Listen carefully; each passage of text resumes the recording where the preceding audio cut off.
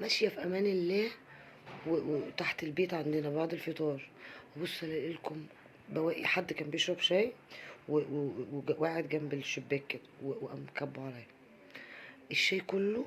بهدلني بهدلني. يعني ينفع كده يا جماعه؟ اما لو ما كناش في رمضان، يعني لو ما كناش في رمضان كنتوا عملتوا فينا ايه يا جماعه؟ حرام والله. انتوا يعني مش عارفه، دي اخلاق، دي الاخلاق، الاخلاق بجد بامانه الله. الاخلاق في الشارع ما بقتش حلوه، وفي البيوت بقت انيل.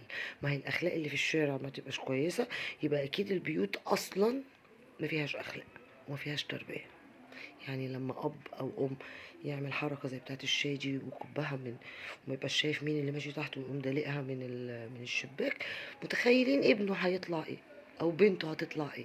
يعني متخيلين الشخصيه دي لما تيجي تربي هتربي هتطلع هتنتج لنا ايه؟ فربنا يرحمنا برحمته الواسعه. اتفضلوا قهوه.